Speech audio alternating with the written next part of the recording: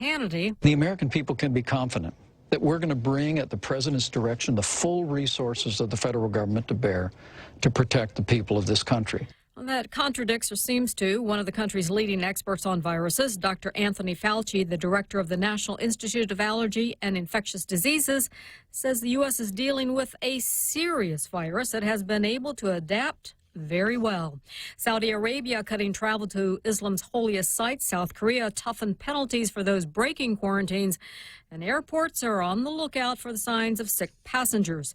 On Friday, China reported 327 new cases and 44 more deaths. And there are now 2,800 deaths in that country. Well, fears the coronavirus will cause a global recession, or at least cause global businesses to flatline, rock the markets for another white-knuckle day.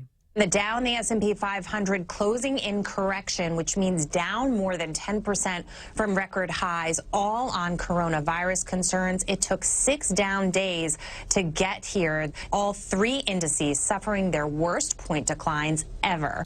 Fox Business Network's Jackie DeAngelis. The Dow plunged nearly 1,200 points Thursday, but economists are more concerned about the bond and oil markets, which many say are better indicators of economic weakness. The yield on the benchmark 10-year U.S. Treasury closed at a record low on Thursday. Crude oil finished at the lowest prices in 13 months. America's listening to Fox News. Mezcla Chamorro Fusion Bistro in the Grand Plaza Hotel in Tumon is stirring up some of your favorite drinks all night long. Come down on Wednesday and Friday nights from 5:30 to 10 p.m. Indulge in some of your favorite local cuisine and pair it with your favorite drink. From our ice-cold beers, our finest selection of wines and liquors, to our top-notch cocktail specials, your friends at Mezcla Bistro Tumon are ready to serve you. Why limit happy to only an hour? The Mezcla family reminds everyone to drink responsibly. See you on Wednesday and Friday night.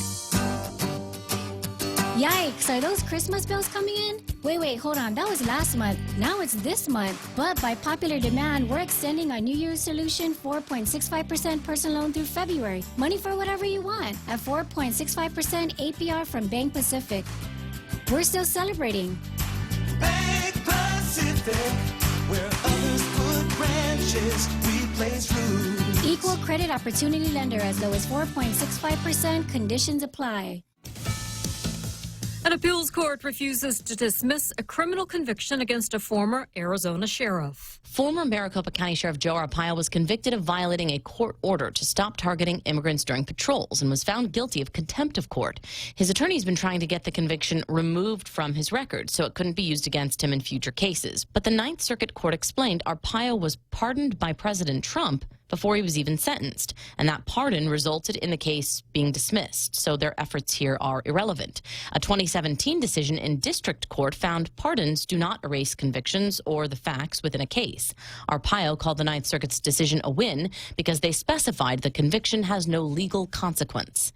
Jessica Rosenthal, Fox News. Former President Obama taking legal action to stop a Republican super PAC from airing an ad that uses his voice. Lawyers representing the former president sent a cease and desist letter to the Committee to Defend the President, claiming a recent ad suggests former Vice President Joe Biden supports plantation politics. The ad uses a clip from Obama's 1995 book, Dreams of My Father. We'd all line up and vote the straight Democratic ticket. Sell our souls for a Christmas turkey. An Obama spokesperson says the ad is misleading and designed to suppress turnout among minority voters. The Committee to Defend the President says the group has every right to use Obama's own words in the political forum. In Washington, Rachel Sutherland, Fox News. Disney World had to evacuate guests from a boat Thursday after it took on water. The Florida resort's firefighters reached the passengers in time, and Disney says no one suffered any injuries. One visitor, Matthew Vince, tweeted, "Our boat on the Jungle Cruise sank today." Fun times. Former Red Sox slugger David Ortiz decluttering, selling memorabilia from his career, things like jerseys and bobbleheads. Saturday sale set for the West Massachusetts area. Docomo Pacific wants to keep your business connected. When you sign up for a smart business bundle, you're gaining more than just mobile, internet, and phone services. Receive unbeatable value for your money and the convenience of having it all on one bill. All your business services on the widest and fastest network in Guam and the Marianas. Call 688-2677 for more information on partnering your business. Docomo Pacific Business, delivering your future today. Cocoa Coffee Company mugs are now here. Show pride for your island as you enjoy your delicious Circle K coffee. Each generously sized 16-ounce mug is etched with Guam-inspired images like Chief Gadao, Serena, Two Lovers, and many more.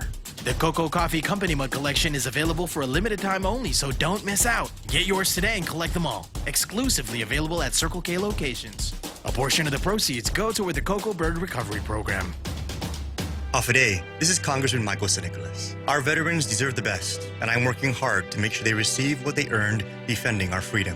If you need help receiving the benefits you earned from the VA or the Defense Department, please call my office at 475-6453 or go online at stnicholas.house.gov. On behalf of a grateful community, thank you for your service. This ad was paid for with official funds from the office of Congressman Michael St. Nicholas.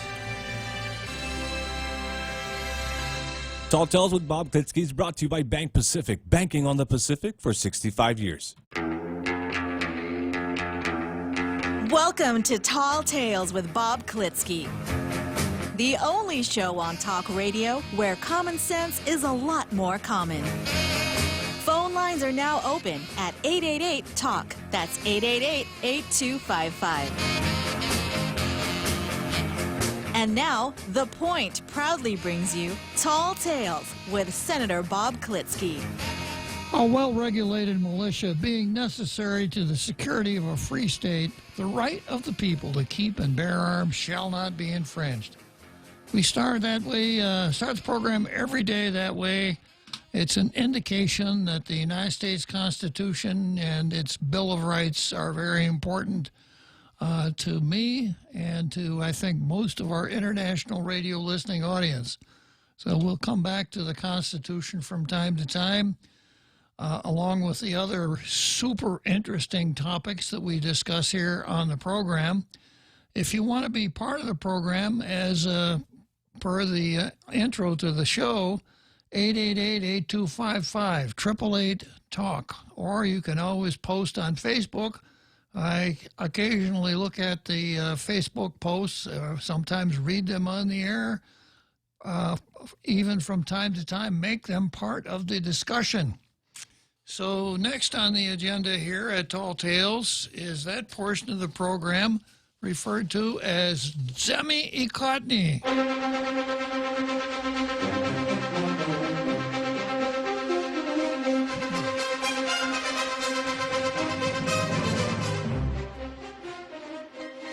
Zemi Ikotni, my backwards play on words that translates to meet the press. I look at the editorials that appear on the, or I look at what appears on the editorial pages of our two newspapers, check them for English usage, English grammar, accuracy, factual accuracy, topicality, whether or not they're edgy, whether the editorial pulls punches, whether it has a punchline, etc. And having done all that, I will evaluate the two editorials, determining which of the two is the better, and award that the coveted Blue Star. Today, Zemi Ikotni turns out to be a test for the survivability of my own heart. Because when I opened the paper this morning, when I took a look at the paper, what did I see on the editorial page of the Daily News? A local editorial. Wow, I don't know how much of these kinds of shocks my heart can handle. After a long, long drought, yesterday, PDN broke and actually ran a local editorial. Not only that, they got the Blue Star. And when I look at the paper today, another local editorial. So that's really good news for me because it adds content to this portion of the program called Zemi Ikotny, but it also means more work for your ever-popular host because I actually have to make a judgment call. Which of the two is better? For a long, long time, there was only one. So all I had to do was determine whether or not the content of the Post editorial was sufficient to merit a blue star, because we don't award the blue star by default, that's for sure. So we've got the Daily News editorial, and this is what it says. Here's the headline. Our view: will concern over public pools fade after election season? There has been a lot of outrage over Guam's public pools recently. The Hagatna pool has been closed since January 17 because of problems with chlorine level and the presence of coliform bacteria.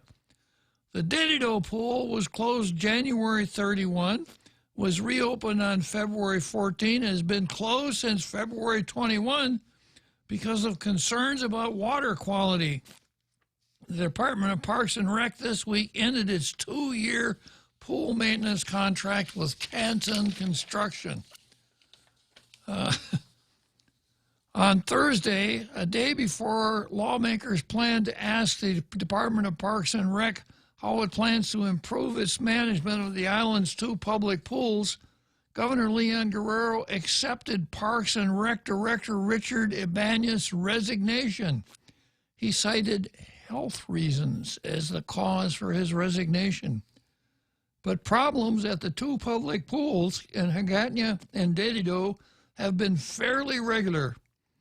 The Hagatna pool reopened April 12, 2019 after being closed since November 2018. It was closed in September and October. In September and then twice in October. The Dedido pool was reopened in late February 2019 after it was closed in September 2017. The government of Guam has had persistent problems maintaining its buildings, equipment, and facilities because of lack of basic routine maintenance. And the blame for that rests on the shoulders of elected officials. For years, they have failed to budget for that needed maintenance and refused to make priorities for spending. The result is schools falling apart, the inability to hold night games at Paseo Stadium because of lighting issues, roads made dangerous because of a lack of striping and reflectors, and a host of other problems. Southern High School's Olympic-sized swimming pool has collected rainwater, sludge, frogs, and other organisms for decades. The $2.25 million to refurbish the 9-lane pool has never been allocated. Simon Sanchez High School has never had its own baseball, softball field, or football, soccer field, or track since it was built decades ago. Student athletes practice on dangerous, uneven ground that often causes bleeding. Will concern over the state of public recreational and sports facilities fade away once the pools are reopened, or just once the election season is finished? Good question. Well, that's your daily news. That was a real editorial. Well, let's see what the Post is talking about today. The omission of new dengue cases was wrong. Governor Leon Guerrero and Lieutenant Governor Josh Tenorio's administration on Monday announced the dengue outbreak on Guam is over, without mentioning a key detail. It turns out there are still dengue cases on Guam. 2 days later, the Department of Public Health and Social Services explained the outbreak did begin, but also ended the same month in September 2019. Guam had 9 locally acquired dengue cases in a span of 2 weeks in 2019. It's not clear why the administration waited more than 4 months to announce the outbreak is over. Well, I think I explained that yesterday, didn't I, Real Joe Cruz? It was the D word, drama. And it's unclear why, in announcing the end of the outbreak, officials didn't also disclose that the risk of getting the virus that causes dengue, which can be deadly, remains. In declaring Guam free of the dengue outbreak, it also should have been mentioned that just recently there were 2 locally confirmed cases. One locally acquired dengue case had an onset of symptoms on February 8. Public Health announced belatedly Wednesday morning. There's no rush. Take our time about these things. The case was confirmed on February 26, according to Public Health. There was another case of locally confirmed dengue on January 11, the department also said Wednesday evening.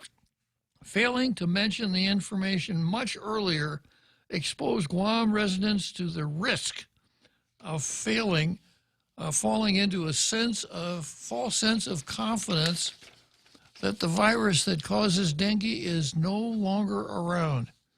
It turns out that the dengue virus is out there and we must continue to take precautions to clean up possible mosquito breeding sites, wear protective clothing, and use insect repellent, and so on. The editorial goes on.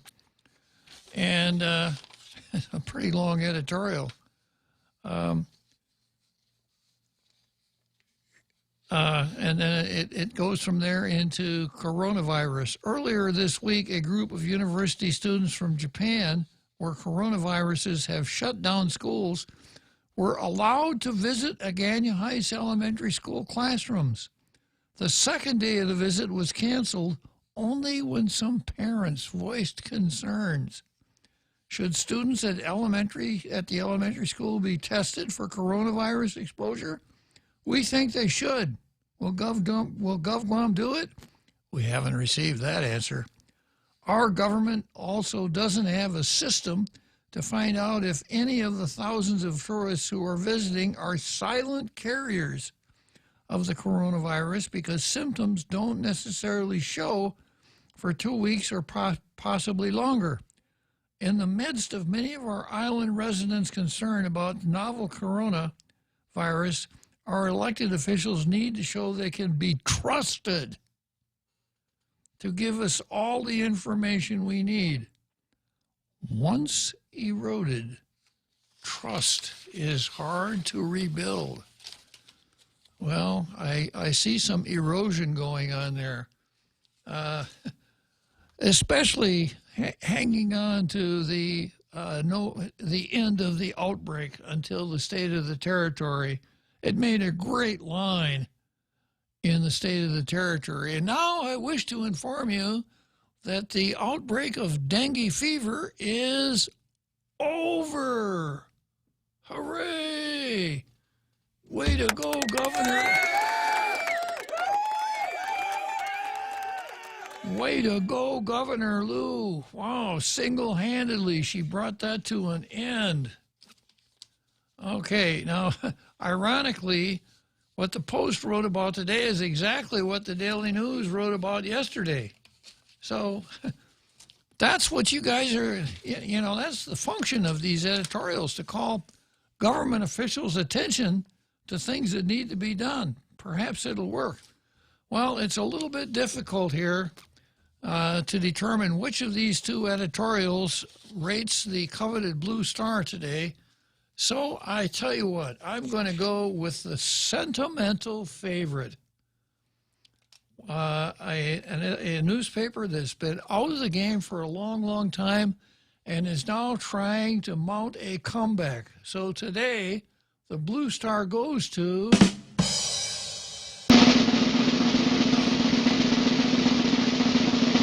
Pacific Daily News.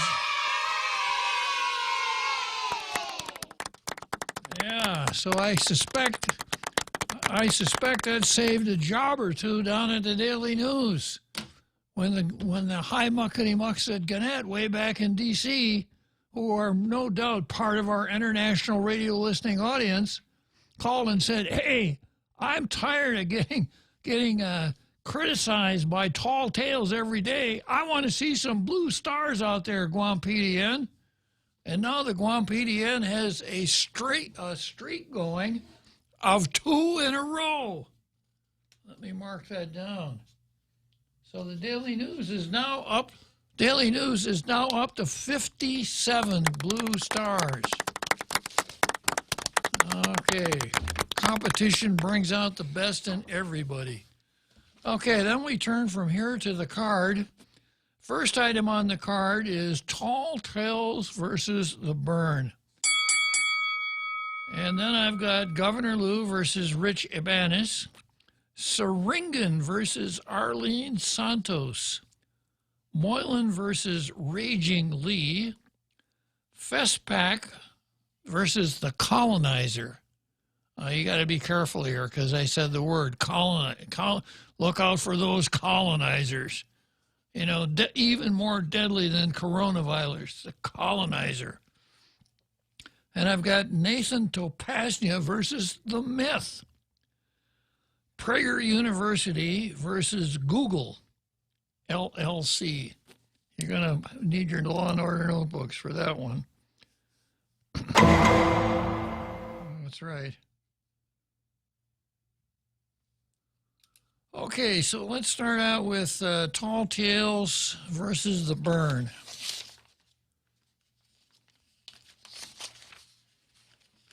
If I can find it. That's always a challenge. Yeah, here it is. Okay, we're actually on number 8 today.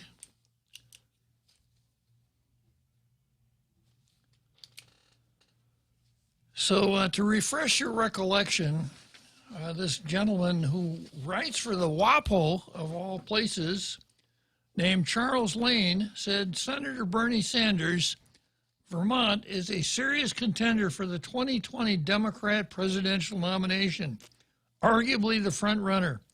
Time to ask him a few questions. These are not softball questions. Okay, here's question number 8. Your Medicare for All legislation would repeal the Hyde Amendment, barring the use of federal funds for abortion, and replace all existing health insurance plans with a single federal plan that would cover abortion and contraception. How would you address the possible concerns of 600 Roman Catholic hospitals that serve a 1/7 of the U.S. population annually? So what about that, Bernie? Now, I have a feeling I know how the Burn would answer that. Here's how the Burn would do it. Well, them Catholics are just going to have to get used to complying with the law here. If they don't like it, that's too bad. Mr. Diplomacy himself, the Burn. Okay, next item on the card. This popped up yesterday, but I wasn't really ready to do much with it. This was on PDN, as you were KUAM News last night. The fact that Richard Ibanez has tendered his resignation as the Director of Parks and Recreation, and his resignation was accepted the same day, and it was effective the same day. So not much transition there. I have this mental image of the governor saying, someone calling Rich Ibanez at his office and saying, Richard, the governor would like to see you in her office. Yeah, when? You better get down here right now. So Richard hustles on down there. He walks in the front door. Somebody grabs him lightly by the arm and escorts him into the governor's office. He's kind of moving around to find the chair he wants to sit in. And the governor says, Richard, I think you should resign. And Richard says, well,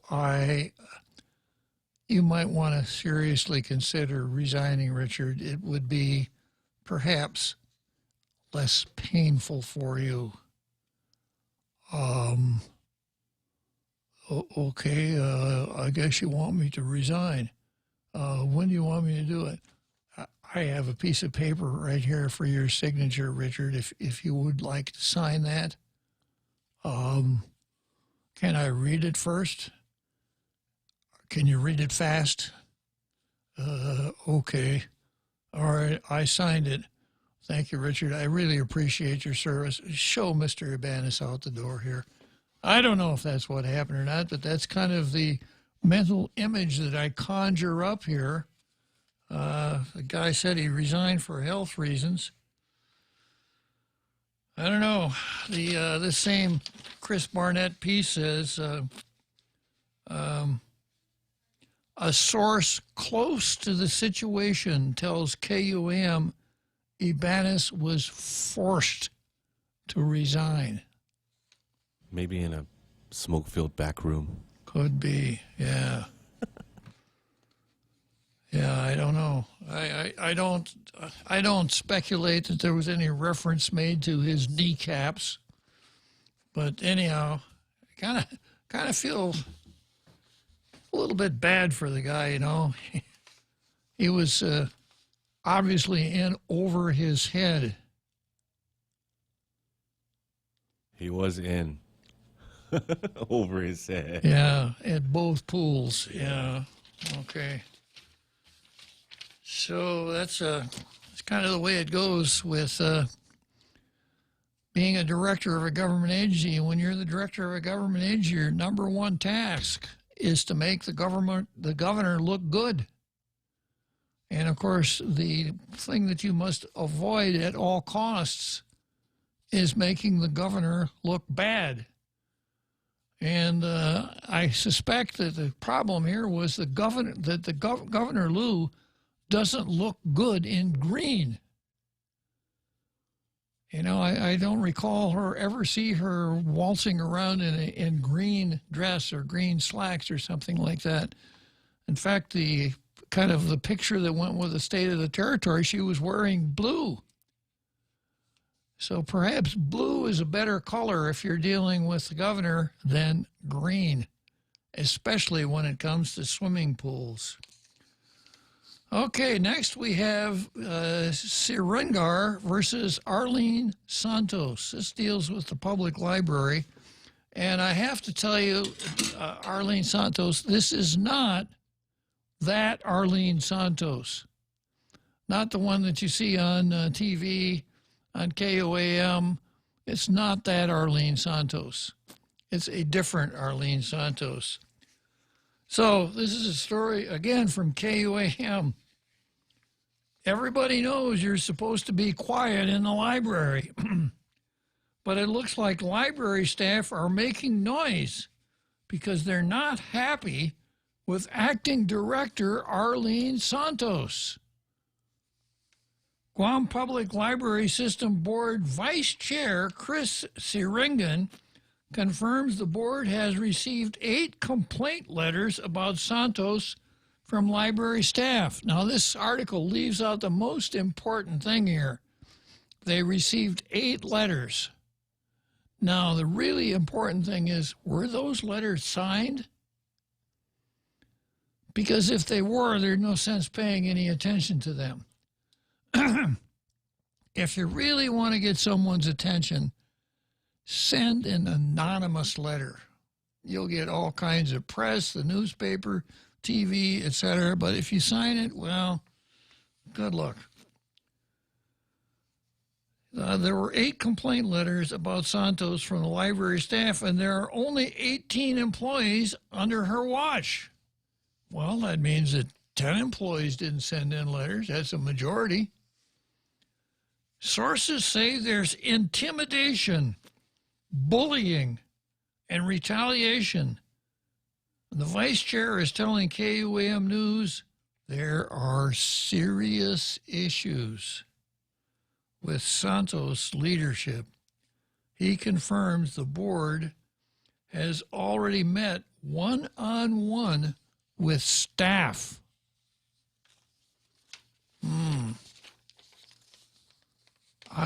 And then here's a quote from Arlene Santos. I've heard that there are some concerns. I don't know about the complaints, but there's concerns. So I cannot say anything right now because I don't actually know what's up, Santos said.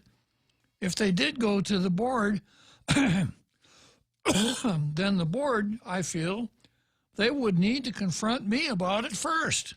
You know, I'm the acting director, so I would think as a matter of professional courtesy, they would let me know that they're going to address it with the governor. But does the library board even have the authority to discipline or reprimand Santos? If they find faults with her management, well, according to Santos, no. Quote, they would have to go and discuss it with the governor because they haven't exercised, here we go with they, you know, a word that used to be so easy. I used to understand it every time I heard it. Now I never know who it is that we're talking about, right? You never know who, right? You can't tell. It could even be brick and mortar, sir. It could be.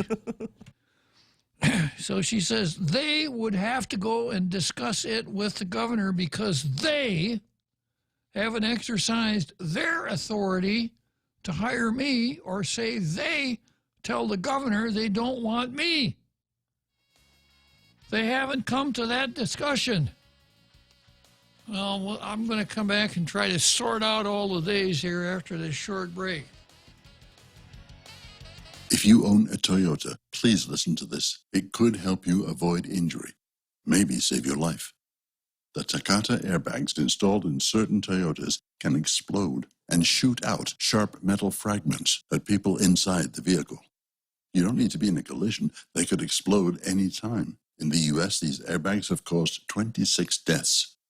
There's been a worldwide recall of Takata airbags, and most have had the faulty parts replaced. But here in Guam, there are still over 3,000 Toyotas on the road with potentially lethal airbags, and yours could be one of them. So please, take your Toyota to Atkins Grow, even if you didn't buy it from us, and get the inflator replaced. It costs you nothing, takes just about an hour, and it could save a life, yours or someone you love. The AK song says we're here for life. That's never been more true. At Atkins Grow, we're here for life. Tandaan ninyong bago na tapat sa serbisyo. Tunay na kaibigan at handa para sa inyo. Ang bangko ng kinabukasan, laging maaasahan. And Pacific, where others put branches, we place roots.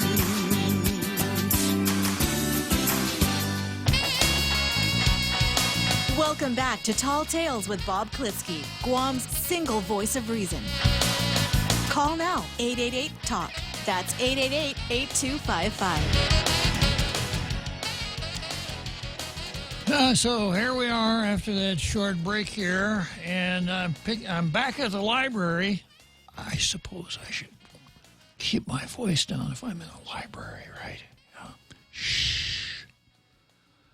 Santos has gone through 2 90-day acting appointments. She's been the acting library director since July of last year, and her second 90-day appointment ended in January. But the library board still hasn't hired her. She says it may be because they don't have the budget to pay her $70,000 salary. And it could be because they don't want to hire her. I was hired initially under the governor's office as a special assistant. So I'm still in that position, Santos said. So while the governor may have detailed her to the library 7 months ago, Santos said her acting appointment to the library is still good. I was appointed acting by the governor, so that acting is good for a year, she said. But why hasn't the board officially hired her? The board hasn't hired her because, according to the board's Seringen, the vice chair, she isn't qualified for the job. KUM News confirms Santos does not meet the qualifications laid out in Guam law for library director. The qualifications of the law that exists right now? No, I don't mean. I have a master's, but it's not a master's in library science, Santos said. We asked Santos if she thinks the board hasn't hired her because she is not qualified for the job. Now, that would be a really poor reason for not hiring somebody, just because they're not qualified for the job. I think you could get sued for that. You know, just not fair to not hire someone only because that person's not qualified.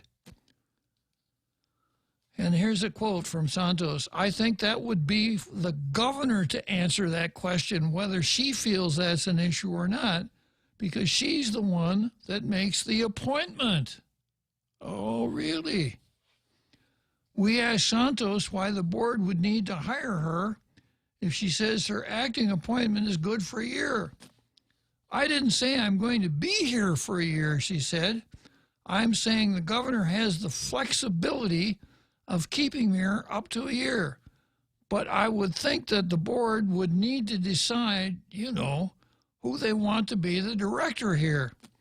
Meanwhile, Seringen said the board plans to meet with Santos today to address the staff's complaints. Yeah, well, it doesn't sound good, but it can't be too serious because I haven't heard anything about an anonymous letter to anyone. So the Guam Library Board is governed by 5 GCA 3122. And let's see. The Guam, at subsection B, the library system shall be under the general cognizance of the Guam Public Library Board, which shall have the authority, power, and responsibility for the administration and operation of the Guam library system. C, the board shall appoint a director who shall perform such executive functions in connection with the operation of the system as may be designated by the board. So the board appoints a director. Now, down at D, we have the qualifications.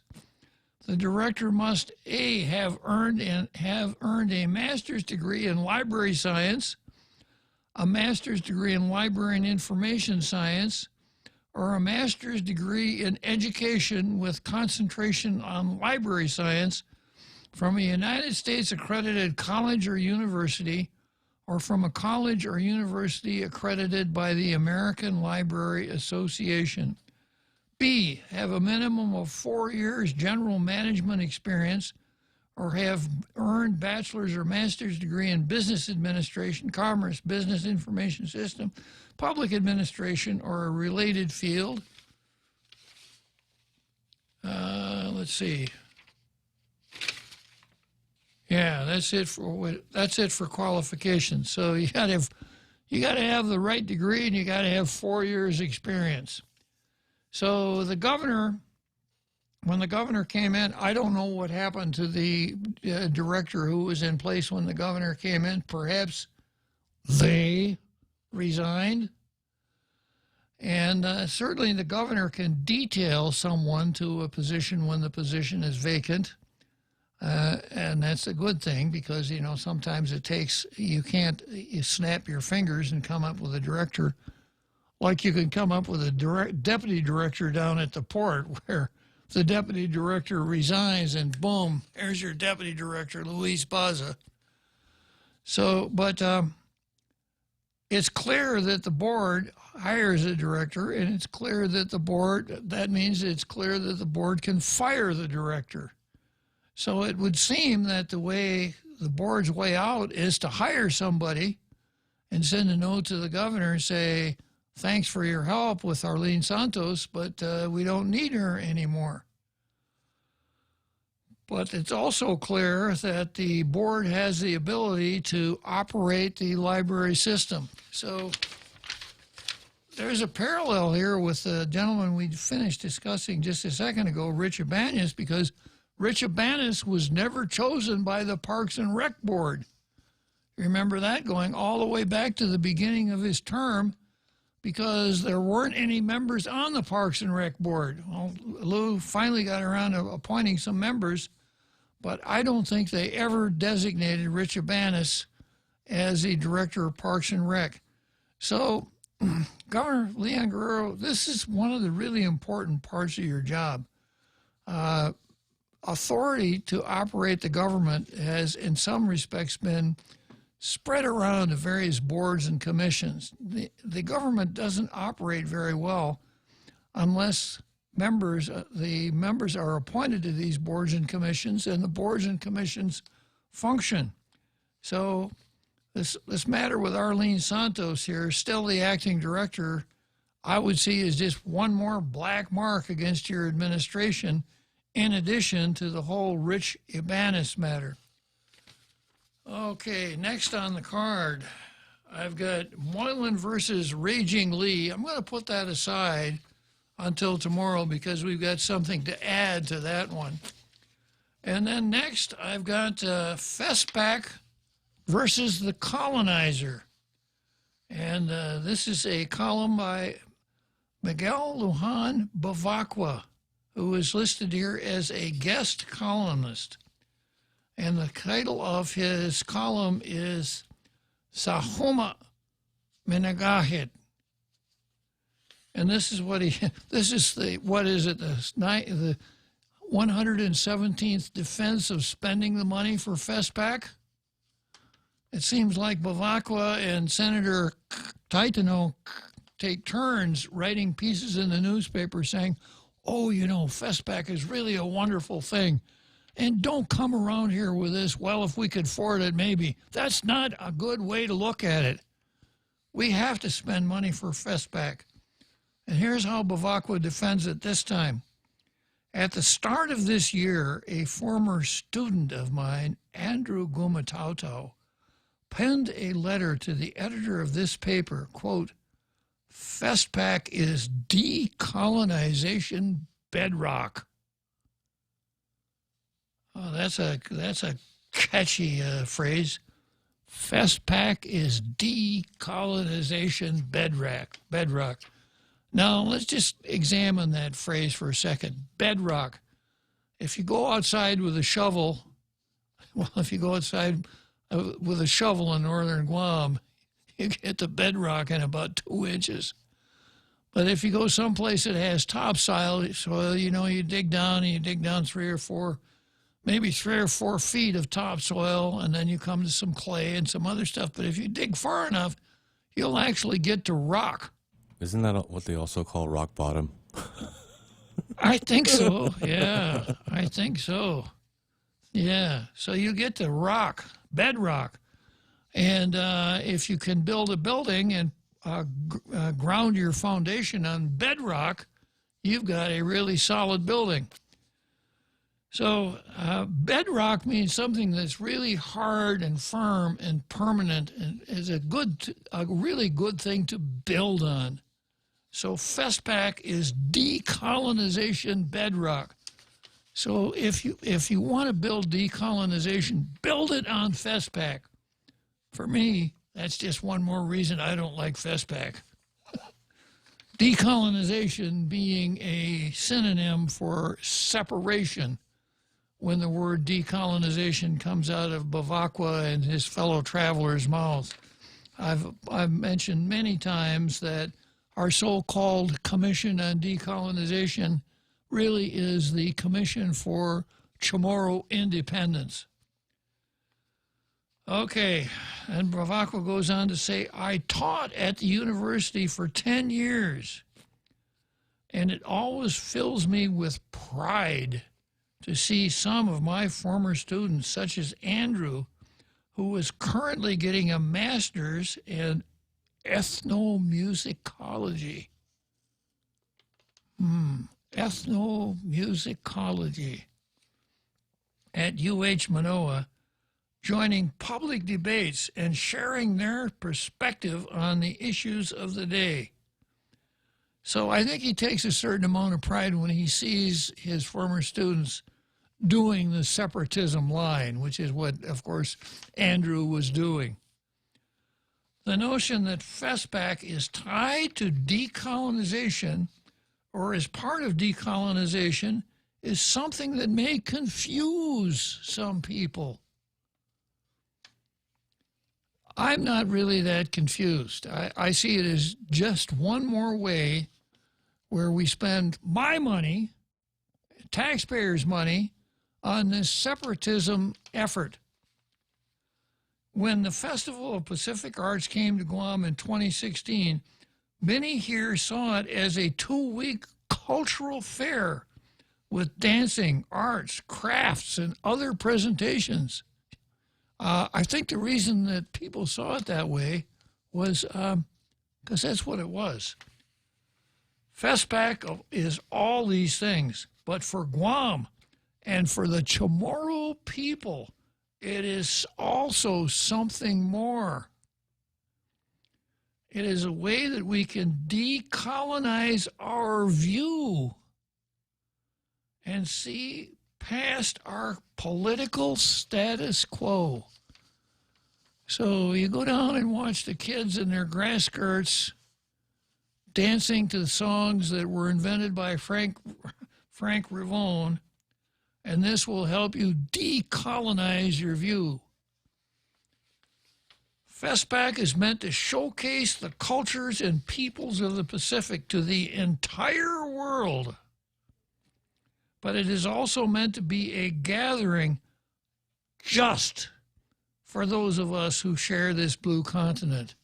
Now, I want to read that sentence again. And you know how I pointed out before how sometimes the addition of a word can turn a standard declarative sentence into propaganda. So here we go. FESPAC is meant to showcase the cultures and peoples of the Pacific to the entire world, but is also meant to be a gathering just for those of us who share this blue continent. So who are those of us that share this blue continent? Are we back to our people again? So it's for everybody, but it's not for everyone? Well, that's the word. What the word "just" says, right? Yeah, just. Is this for both of us? No, just me.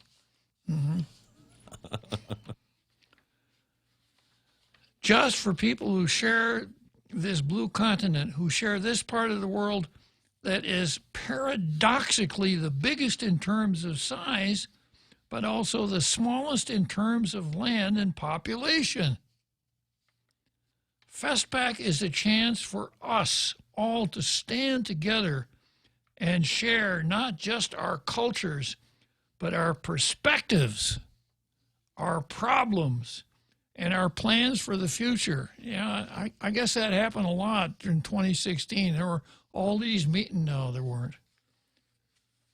It is a place where Pacific peoples talk about Pacific problems and Pacific issues. For much of the world, our islands are invisible. We are barely mentioned in history books, barely covered in global affairs. Okay, now here comes another really important phrase. FESPAC is an important space. Space is another word, the meaning of which I used to know, but I don't know what it means anymore. But I don't think I like it very much. It's in a vacuum? No. there has to be a space for people of various identity groups. They have to have a safe space.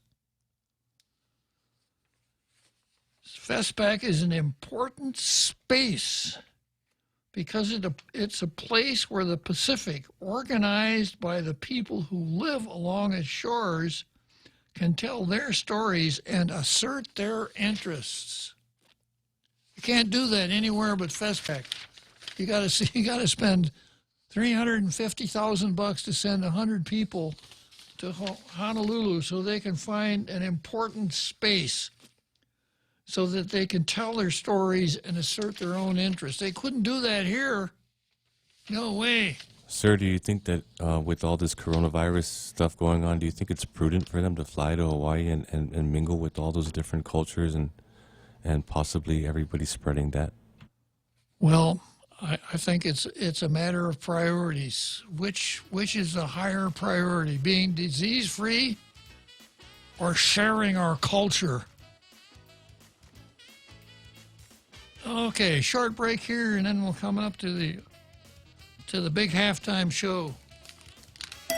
Everyone has a busy schedule these days, and sometimes we forget to schedule our routine dental checkup and cleaning. Don't neglect your dental health. Schedule one today with Dr. Robert Yang and his Smile team, conveniently located at the East West Business Center on Marine Drive, Upper Tumon. Call us today at 647-8702 or 3.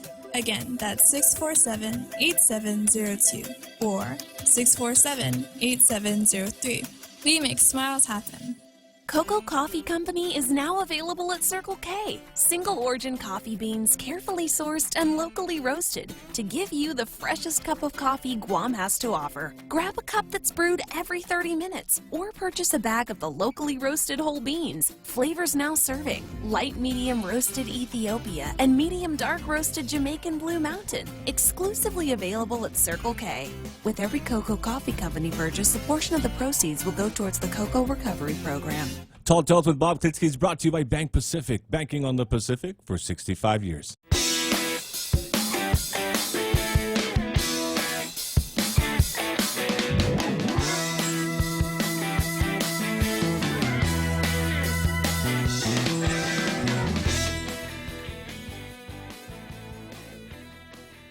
Yeah, I had a post here that reminded me of something from Richard V. Leon.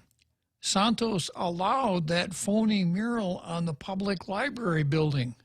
Now, the phony mural that Richard Leon is talking about is that cultural scene, right? Children and palm trees and a lady wearing a mestiza. And the funniest thing is that if you look at the lady's face, she looks just exactly like Governor Lou Leon Guerrero. And there was a story, I can't remember which news outlet reported this, probably KOM. It sounds like a kind of a KOM story by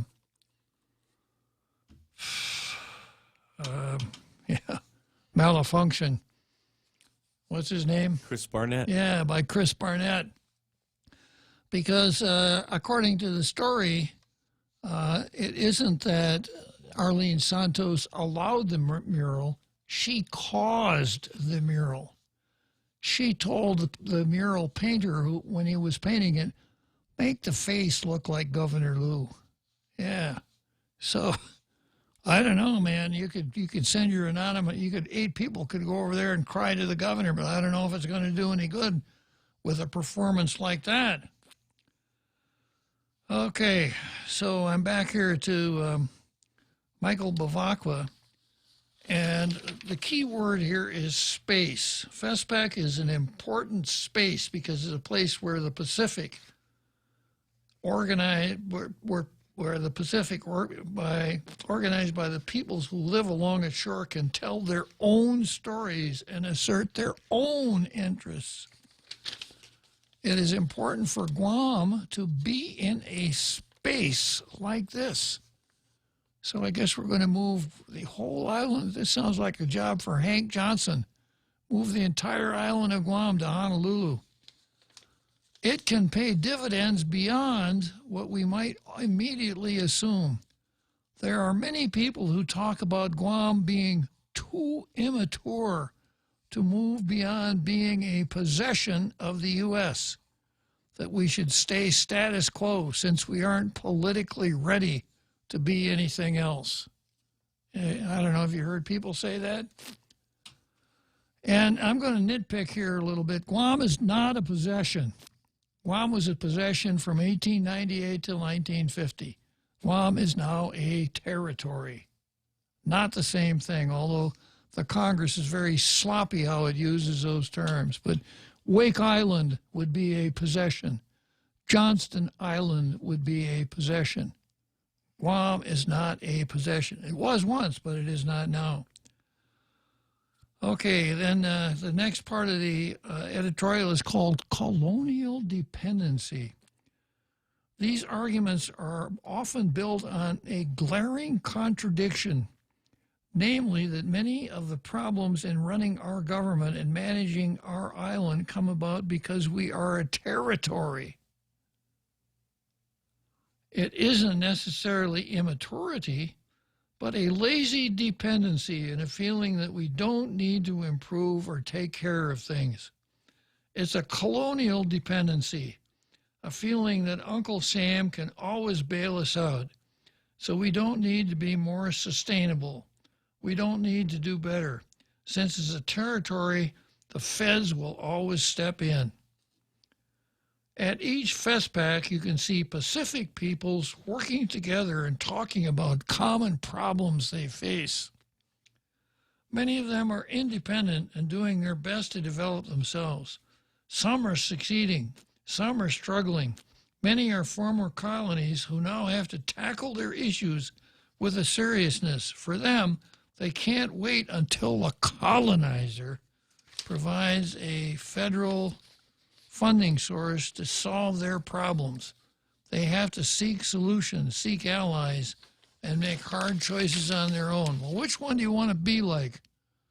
Michael Bavacqua?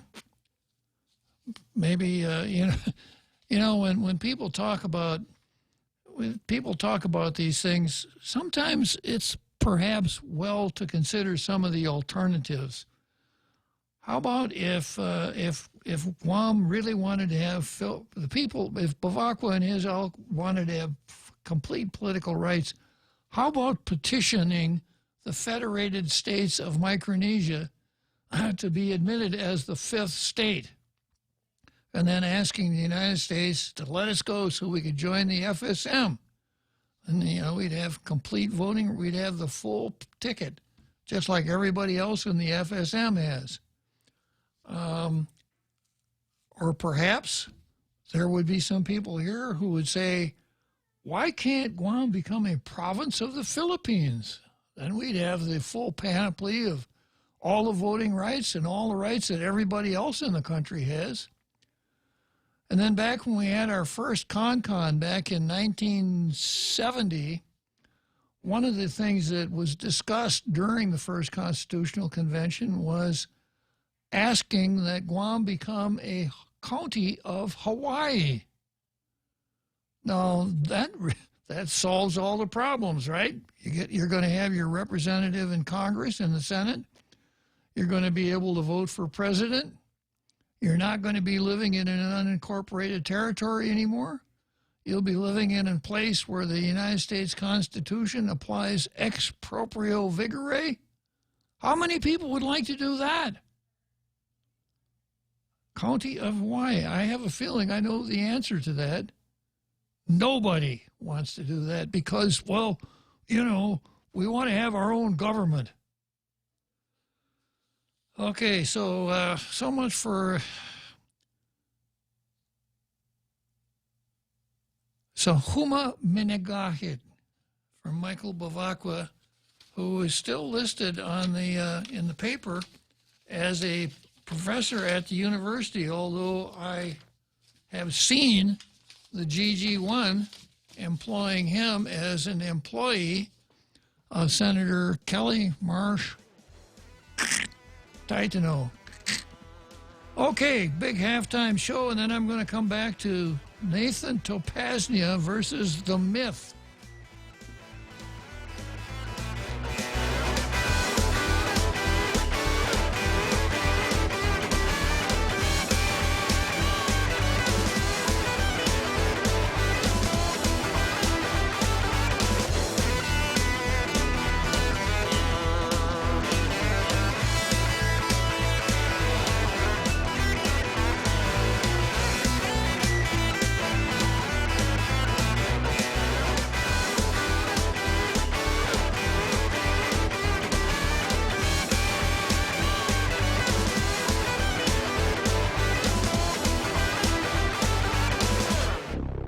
The Point is KUSG, Hagåtña, Guam, 93.3 FM and 104.3 HD3. Start preparing. I'm Carmen Roberts, Fox News. Federal health officials urging Americans to get ready to take more aggressive measures to stop the coronavirus from taking hold in the U.S. And while the risk to the American public remains low, as the president said yesterday, we're ready. We're ready for anything. Vice President Mike Pence speaking Thursday at CPAC, the Conservative Political Action Conference. Growing worry in the U.S., so-called community spread of the virus. The CDC confirms a possible first case of that after a woman in Northern California tested positive with no known exposure to the virus. Happened near Travis Air Force Base, where Americans evacuated from Asia are quarantined. Solona County Public Health Officer Dr. Bela Matias says they did not initially test the woman because she showed no symptoms. Because the patient did not initially meet the criteria for coronavirus testing, the patient was not in airborne isolation at North Bay or at UC Davis initially, which means that there were multiple healthcare personnel who were exposed to the individual. At both hospitals, we are at present aggressively evaluating everyone who may have had contact with this patient. Well, the virus also causing some name-calling in Washington. Earlier, President Trump called Speaker Pelosi incompetent. She fired back Thursday. Up until now, the Trump administration has mounted an opaque and often chaotic response to this outbreak. But the White House is beefing up its coronavirus task force, adding the Treasury Secretary, the president's top economic advisor, the Surgeon General, and Dr. Deborah Birx, a well-known and well-respected public health official. Fox's Kristen Fisher. The virus also rocking the markets. The Dow fell nearly 1,200 points, its biggest one-day drop in history. America's listening to Fox News.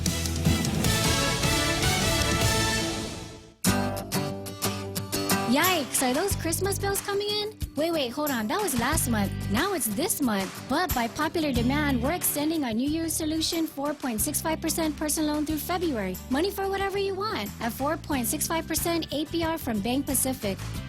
We're still celebrating. Bank Pacific, where others put branches, we place roots. Equal credit opportunity lender as low as 4.65%. Conditions apply. Mescla Chamorro Fusion Bistro in the Grand Plaza Hotel in Tumon is now introducing an at-table all-you-can-eat breakfast menu from 7 a.m. to 11 a.m. every Saturday and 7 a.m. to 2 p.m. every Sunday. Enjoy some quality time with your friends and family with some of your favorite local cuisine, from their waffle, hotcakes, and French toast station to their eggs and omelet station and a variety of scrumptious desserts. Weekends at Mescla Bistro in the Grand Plaza Hotel just got hotter. New year, new menu. Call 969-2652 for reservations. Some restrictions apply. Turkey raises the number killed by a Syrian government airstrike on its forces in that country. Ankara says 33 Turkish troops died Thursday, the UN Secretary General reiterating his call for an immediate ceasefire. The latest Fox News poll shows a new leader among the Democratic presidential candidates. The new poll firmly places Bernie Sanders as the Democratic frontrunner with 31% support among party primary voters. Joe Biden is second with 18%. Michael Bloomberg is third with 16%. Among Democrats who seek change and who want bold policies, Sanders is their candidate. However, 2/3 of Democratic voters feel Biden's policies are the most realistic. Amy Klobuchar, Pete Buttigieg, and Elizabeth Warren join Sanders, Biden, and Bloomberg as candidates who would beat President Trump right now. That said, 56% say the president will be reelected in November. Gernal Scott, Fox News. Milwaukee police releasing information about the gunman who fatally shot 5 co-workers at the Molson Coors Brewery Wednesday before killing himself. He is Anthony Farrell, a 51-year-old resident of Milwaukee. He was a current employee of Molson Coors at the time of this incident. Reasons for this is still under investigation of what transpired. Police Chief Alfonso Morales. A judge in Los Angeles is expected to hand down a death sentence Friday for the man prosecutors call the boy next door killer. Jury convicted 44-year-old Michael Thomas Gargiulo of the home invasion murders of 2 women, including 22-year-old Ashley Ellerin, killed in Hollywood in 2001 just before a date with actor Ashton Kutcher. In New York, I'm Carmen Roberts. This is Fox News.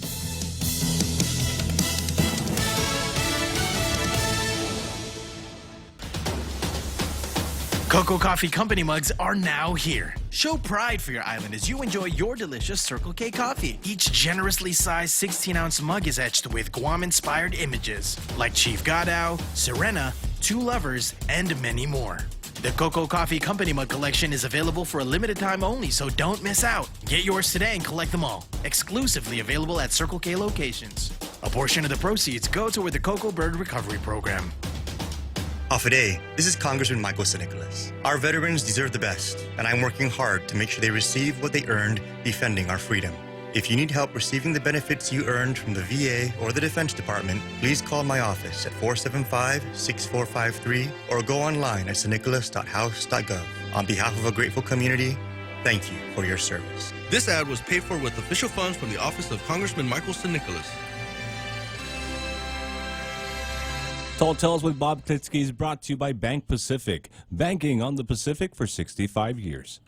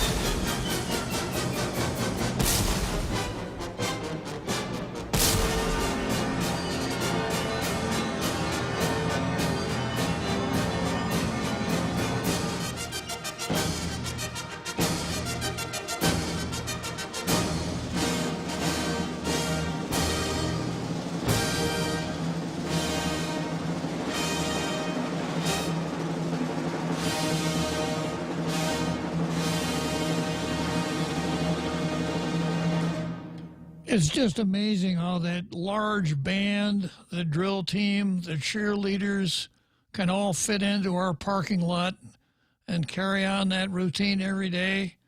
The cannons roaring right outside the building. That's why we like that that halftime show so well. So that was the halftime show here on Tall Tales. That means we are now entering the second half of Tall Tales. And let's see, I start out with our Carl. Good afternoon, our Carl. Hey, Bob. Good afternoon. Yeah, I was listening to your discussion about the FESPAC, and I think it's important to realize why this and cultural things like this are so much of an obsession. Identity is one of the most powerful ways to influence human behavior, human emotions, and human beliefs. Marx's original theory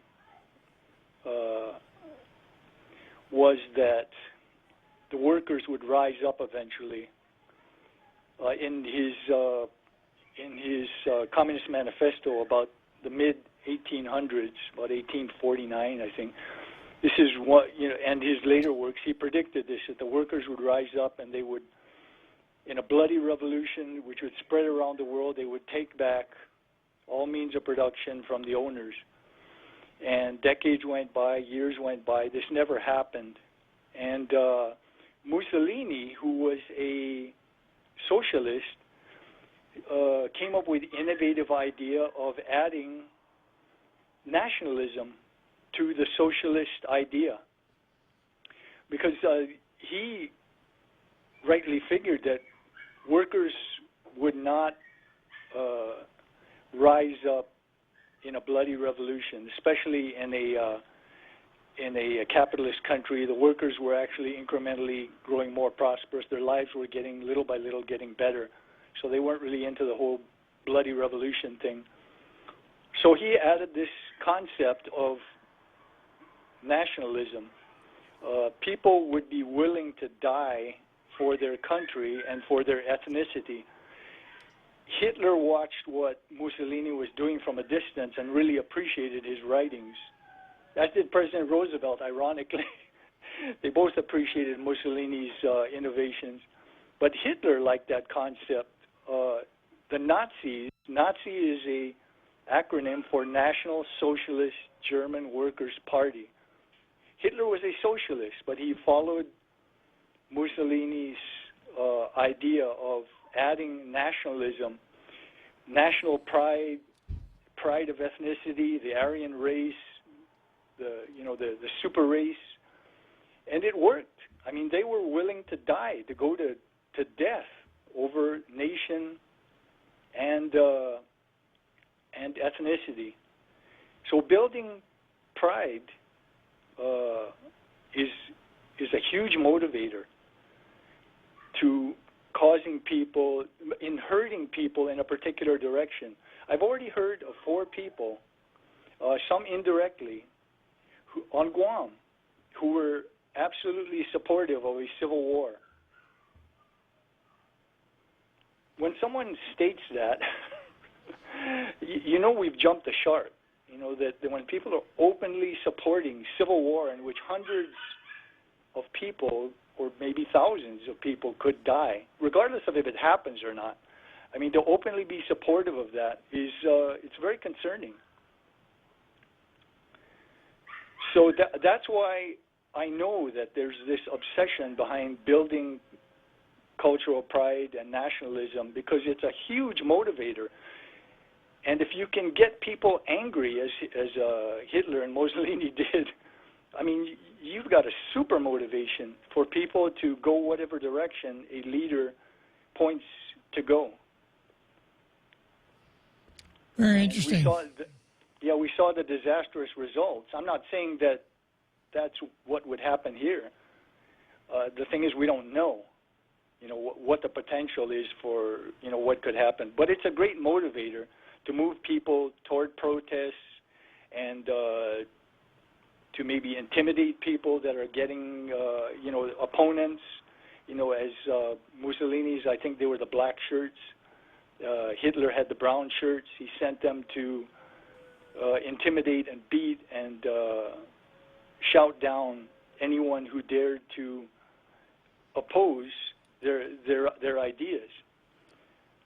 So nationalism and cultural pride and identity is a huge, huge, huge motivator for moving people in whatever direction a leader wants them to lead, wants them to go. At least as far as Mussolini is concerned, I know from my reading that part of Mussolini's program is what he called Italia Irredenta. In other words, the recapture and the restoration of the Roman Empire.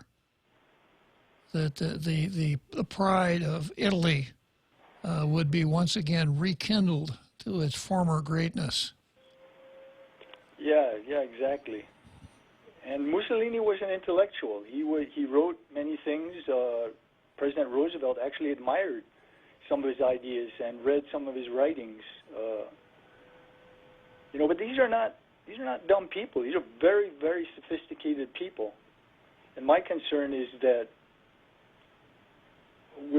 some of us are being drawn into a movement, and we don't realize the origins of that movement. These are very, very intellectual people who have studied this subject very, very well. It's not organic. This is, and the more I read, the more I think about it, the more I observe what's happening in the States with these calls for socialism and Antifa, and the violence they're using, and just sign after sign after sign that this all comes from the same root. And it all leads back to academia, especially in the humanities and the social sciences. There are many, many professors and students who are openly Marxist, on campuses. So, I've still got a long way to go to understand. It's very complicated and complex, but the more I read, the more sure I am that this all comes from the same root system, and the same in Hawaii. And also the Black Pride movement, of the 60s. There were some blacks who were very pro-communist and were trained in subversion methods, and I don't think that I didn't realize it, for a long time, but the more I look at it, the more I realize, wow, that this national and ethnic pride is not an accident. It's brought about by very sophisticated people who know how to manipulate human emotions for specific agendas. And I believe that's what we're seeing across the nation, especially on the campuses and also on Guam, too. Interesting points, Carl. Anyway, thank you for allowing me to toss in a few points. I hope they're food for thought. And, you always add a lot to the show, Carl. Okay, well, I hope I didn't toss a stink bomb into the conversation. Oh, you did fine. Thanks, Carl. All right, thank you, Bob. Bye-bye. Okay, so we're still with culture here. This is Nathan Topaznia versus The Myth. And what Carl says makes, I've touched on this before. I've touched on the Frankfurt School, neo-Marxism, cultural Marxism, how things that 20 years ago would have been unthinkable now have almost become the new normal, the way our society has changed so rapidly. But of course, it hasn't changed so rapidly. We're just now seeing the fruit of labor that has been going on for a long time. The first outbreak was indeed the 60s. And now we're seeing the second coming of cultural Marxism, identity politics, and all the rest of it. Vladimir Lenin coined a phrase, or at least he's given credit for a phrase that's very popular, useful idiots. And the definition of a useful idiot in the Leninist terms is to describe people who repeat your propaganda line without understanding the purpose behind your propaganda. And I have a nasty suspicion that much of what comes along here as Chamorro nationalism is exactly that. It's part of the whole separatist agenda, perhaps leading us to that socialist utopia that we're not living in now. But of course, in order to get people to start thinking about the socialist utopia, they have to be convinced that the situation they're living in now is just intolerable. So anyhow, let me go back here to Nathan Topaznia versus The Myth. Cultural, the cultural dances, preserving our culture, etc. This is something that ran in today's Post. It's called The Value of Chamorro Dance, and it's by Nathan Topaznia. And Nathan Topaznia is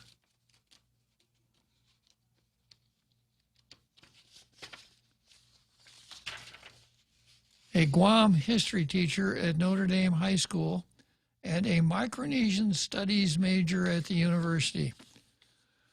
Here's what Nathan says. The recent contention towards this year's Festival of Pacific Arts in Hawaii has manifested in many different discussions and in some instances heated debates.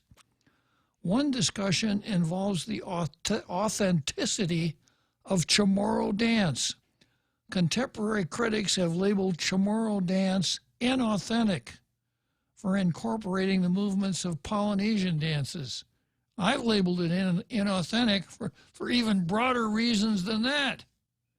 But Nathan, in the process of defending it, does a really good job of exposing it. Nathan goes on to say, the argument specifically targets the Guma under Frank Rabon. Some observers from other Pacific communities, particularly Hawaii, have expressed concern regarding the incorporation of Hawaiian techniques in Chamorro dances.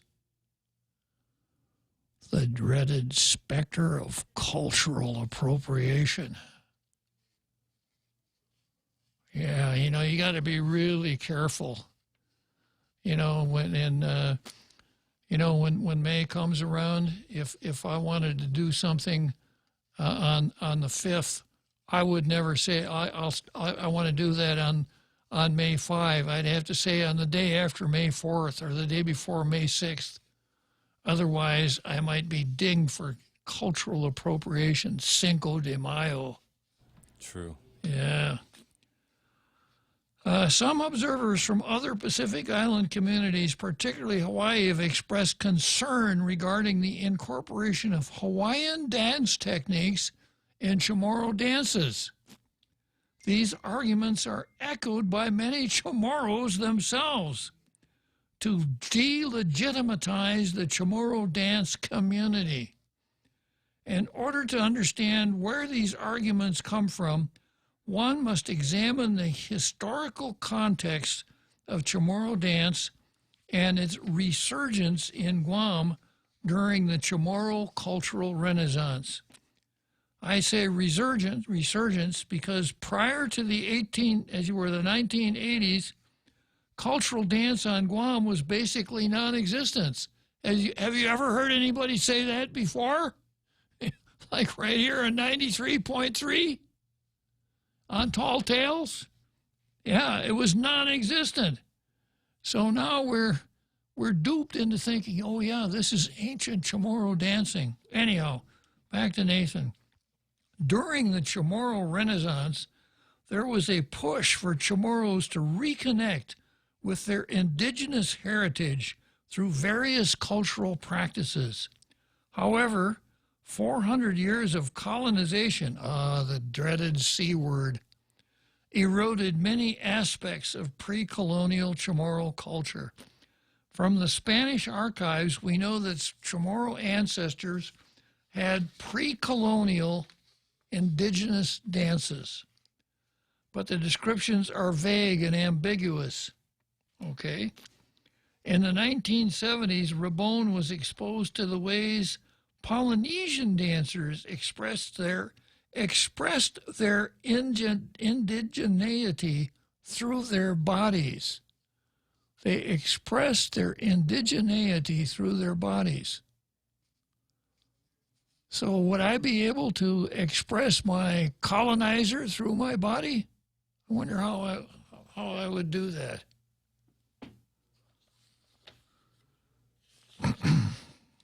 Rabone studied Polynesian dance, and when he returned to Guam in 1983, he began conducting research on Guam's history and Chamorro culture with no blueprint to model contemporary Chamorro dances after. No blueprint. Rabone looked outward for inspiration. Rabone choreographed dance routines incorporating Polynesian movements with Chamorro themes. This is what I've been saying all along. All of these dances that Frank Rabone invented in the 1980s.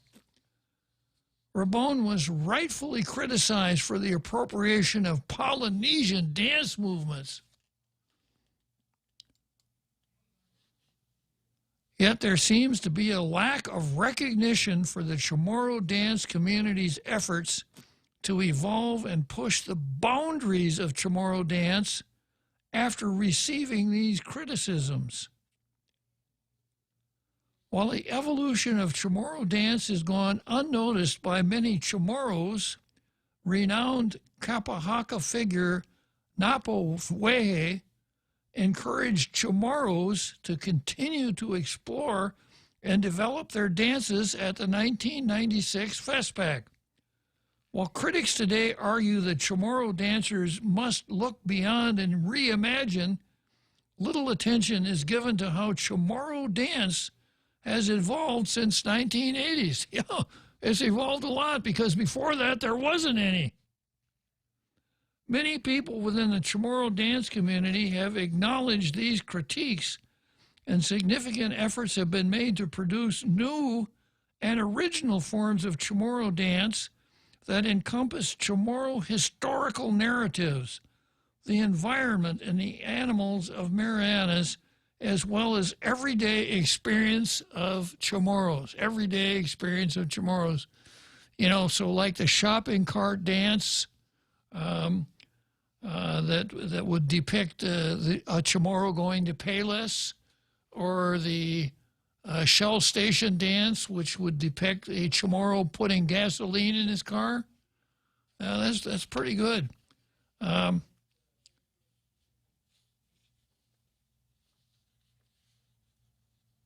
That is Chamorro dance that encompass Chamorro historical narratives, the environment, animals, as well as everyday experience of Chamorros. Critique is necessary for cultural accountability, and we should always be wary of how we navigate our indigeneity. However, we should take more care not to automatically label our culture as inauthentic, because this way of thinking produces damaging attitudes. Wow, being truthful about something is liable to produce damaging attitudes.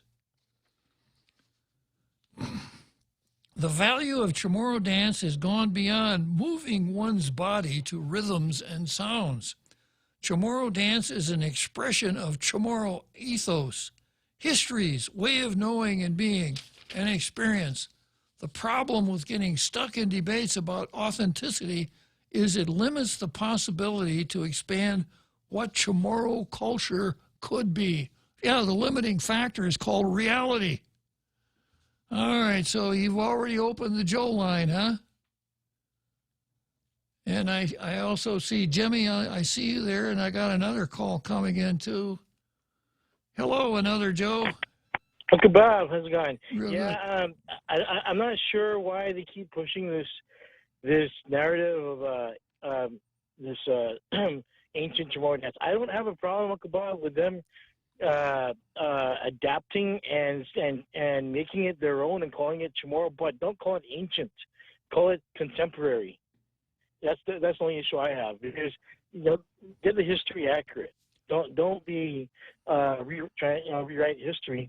And the thing we need to understand too is that this Hawaiian hula. I was watching a documentary on it, and it's not just a form of entertainment. They use it to communicate ideas. It's political. They use it politically and a martial arts. There's a martial arts hidden in some of these dances. And just for those of you out there who are into martial arts, you know that the Japanese word for kata, right, translates in English to dance. So I'm just saying, get your history right and understand the accurate perspective. And otherwise, Kebab, I don't know. I mean, it's better. It's kind of like I said before. It's kind of like the Pacific version of breakdancing. It's better that we have a dance-off than we throw spears at each other. You know what I'm saying? Thanks a lot, Kebab. Appreciate your letting me have time. Well, if those are the only two alternatives, I guess I got to agree with you, another Joe. So let's see. I got Jimmy and I got Fred. Okay. What can you tell me about Chamorro dances, Jimmy? Oh, hi. Oh, hi. They should add a couple more contemporary Chamorro dances. Okay. They should have the purse snatching dance and the ice smoking dance. A real, what the true contemporary Chamorro culture is like. They need a purse snatching dance and an ice smoking dance. And I'll leave it with you. Well, Jimmy, your calls are a little bit of ray of sunshine here. Thanks for calling in. Okay, Fred, what can you tell me this afternoon? So if I was wondering that other locals go off island too, and we represent Guam and the culture whenever we are asked about the island. So do we get to go for free, or should it be government funded too? Well, it would only be fair. It would only be fair if the government paid for it, wouldn't it, Fred? Yeah, so we represent, you represent when you go off island, you talk about Guam, where it's at, what's it about. Talk to people about the problems they have and how they solve their problems. And Yeah, and we have beaches and coconut trees and food and how Guam came about and what's it about. Can we all get funded for our off-island travels? I think the one thing you have to do, Fred, you have to use the word culture a lot when you're making your application. Okay, can I go to united.com and there's a cultural button? I can...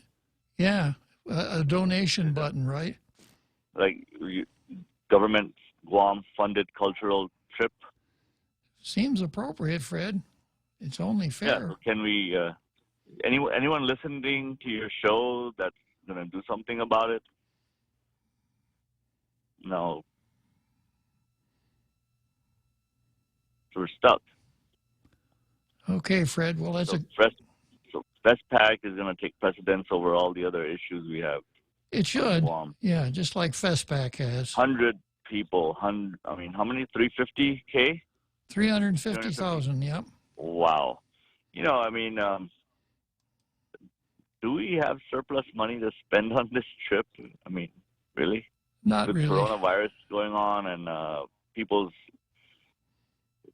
hours are being cut, that means spending power is going to drop. Wow. Hey, Hong Kong is giving away, by the way, 10,000 Hong Kong dollars to each of their citizens. Did you know that? No. Due to the economic downturn that's been going on over there, 10,000 Hong Kong dollars to each of Hong Kong's resident and citizen. Wow. Just to help. So maybe that 350,000 and some more change can go to each individual here that's facing, budget shortfalls and household issues, right? Seems right to me, Fred. Like back in the ADA days when we all got a $1,000 rebate. I remember that. That was cool. So maybe with the 20 million, we can all get a $1,000 rebate. Sounds right to me.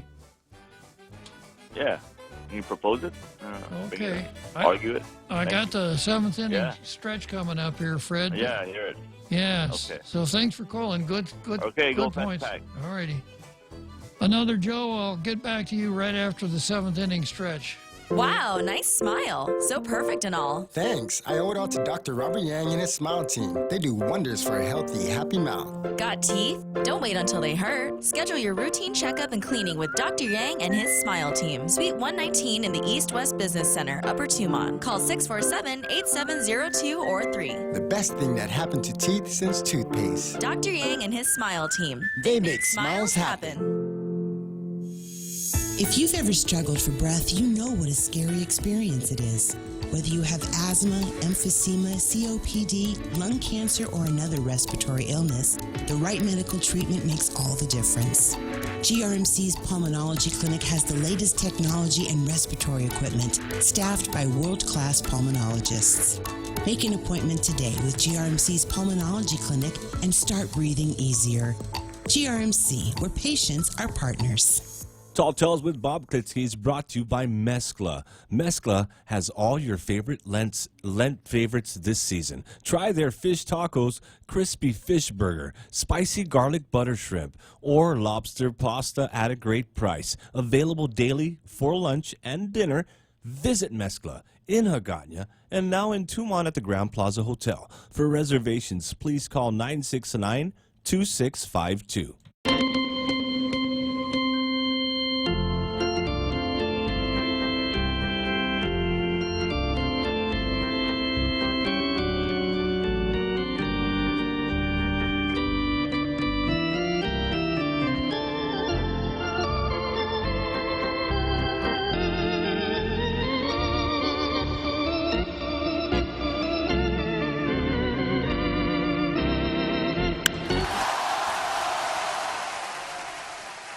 Seventh inning stretch, center field bleachers, Wrigley Field, and we transported from the center field bleachers of Wrigley Field right back to Festpac as we watch young boys and girls dancing traditional dances that we've been dancing for the last 30 years and describing them at every turn of the road by using the words cultural and indigenous as much as possible. Right, another Joe? Yeah, Bob. You know, I think Robert Underwood that was saying that his ancestors, you know, back in the 17, or maybe late 1700s, early 1800s, they were migrating back and forth between Hawaii and Guam. So they're probably whalers. You know, somehow they got to Hawaii. They stayed there for a while. They decided they wanted to come back to Guam in the Marianas, and that's my understanding of the part of the explanation of the Taitano family. To my understanding, that's Robert Underwood's ancestors. So I don't know how accurate that is, but if that's accurate, then you know, there's something possibly the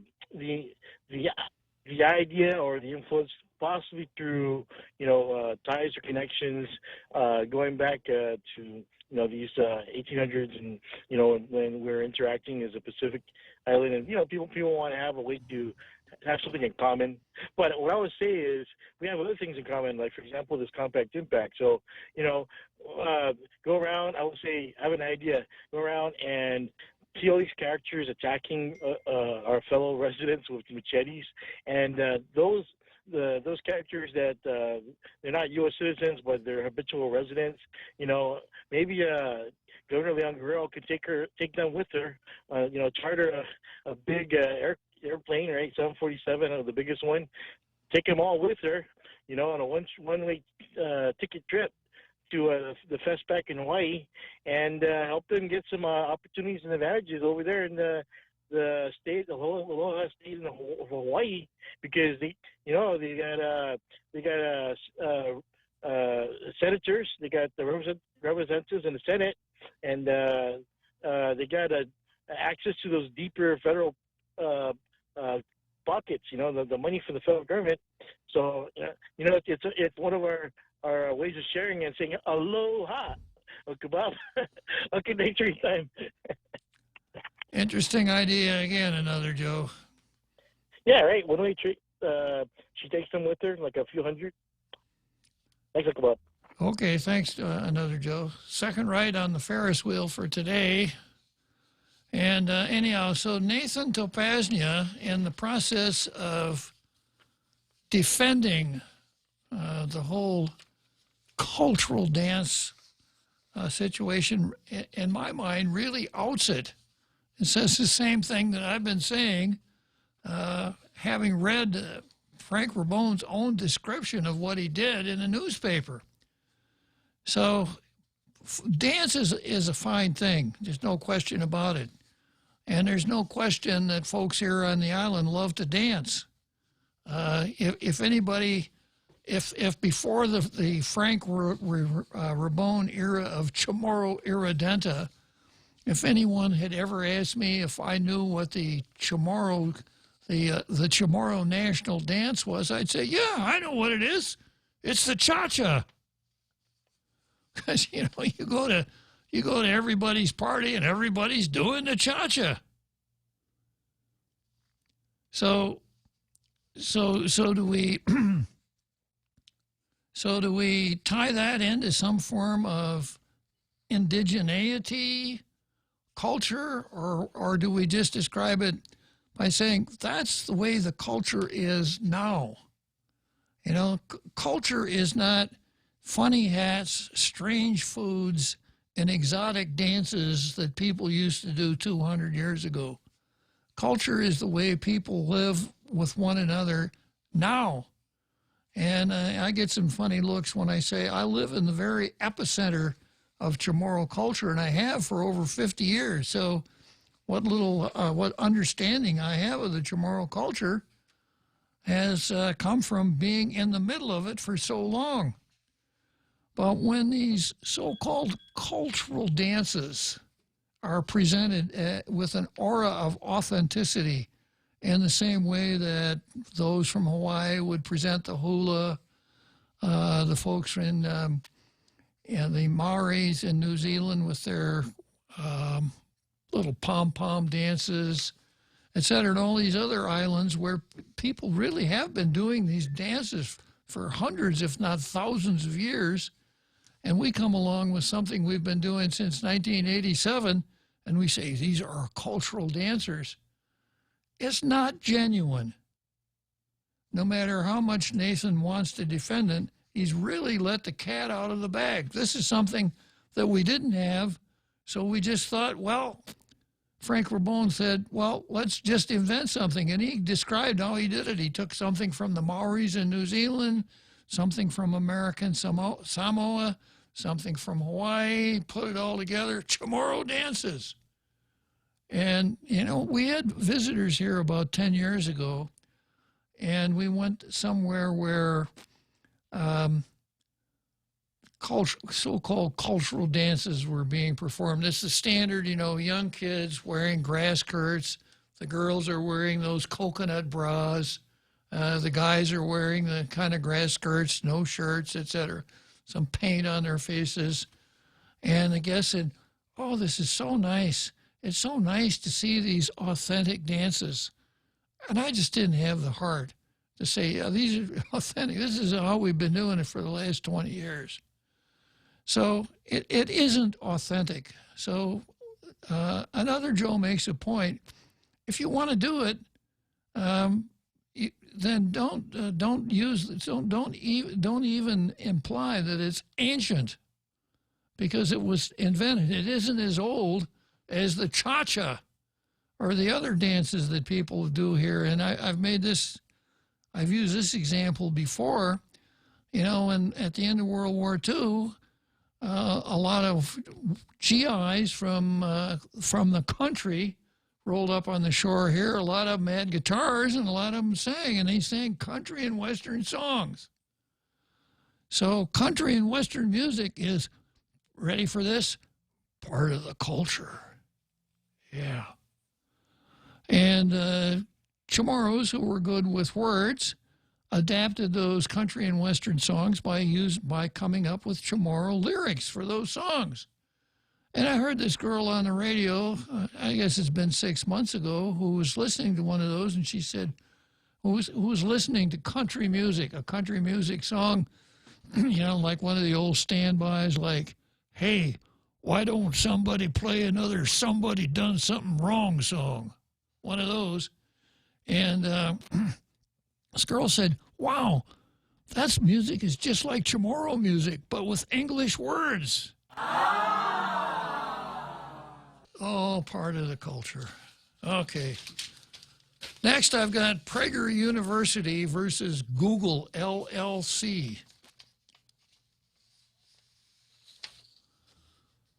And you got to get out your Law and Order notebooks for this one. See, Jimmy's back for another ride on the Ferris wheel. Hang on tight, Jimmy. Hello. Yeah. I've studied Chamorro culture and Chamorro history. And as far as the dance goes, this is the oldest dance in Chamorro culture. They've been doing the horizontal mambo ever since they started. Jimmy. Nice talking to you, Jimmy.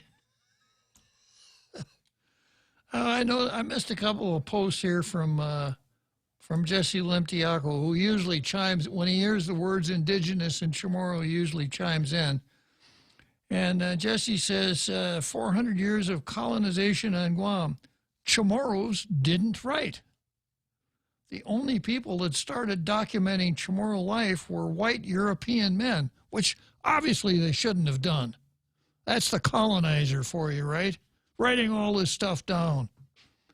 And then Jesse says the word language, or lingua, equals tongue, equals Latin, language equals French, was then accepted to be language. I don't know exactly what point he's trying to make here, but yeah, lingua does mean tongue, and it does come from the Latin, as does much of English, by the way, which no one blames on the colonizers.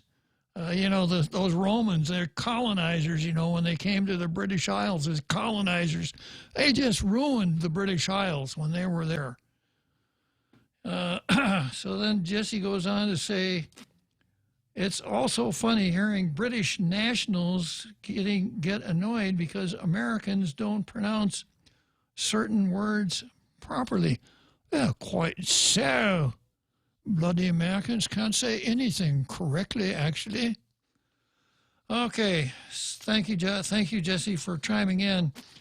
Prager University versus Google LLC. This is a Ninth Circuit case, and it deals with Google, with Prager's relationship with Google. The Ninth Circuit affirmed the district court's dismissal of PragerU's action alleging that YouTube and its parent company, Google, violated the First Amendment, the Lanham Act, and state laws when YouTube tagged several dozen of PragerU's videos as appropriate for the restricted mode. Now, if you haven't been to Prager University on the net, it's well worth the trip. It's a guy named Dennis Prager, who's a talk show host, almost up there at Tall Tales quality. He's a really good talk show host. And he has a conservative website, a lot of videos, and actually some courses that you can sign up for dealing with important stuff like the Constitution and related subjects. And Dennis Prager's grievance was that YouTube wouldn't run some of his stuff, or they ran it on their so-called restricted mode. In other words, it wasn't open to everybody. So he sued Google. And this is what the Ninth Circuit panel did. The panel affirmed the district court's dismissal of the First Amendment claim, holding that despite YouTube's ubiquity and its role as a public-facing platform, YouTube is a private forum, not a public forum, subject to judicial scrutiny under the First Amendment. In another case, Manhattan Community versus Halleck, the Supreme Court held that merely hosting speech by others is not a traditional exclusive public function and does not alone transform private entities into state actors subject to the First Amendment constraints.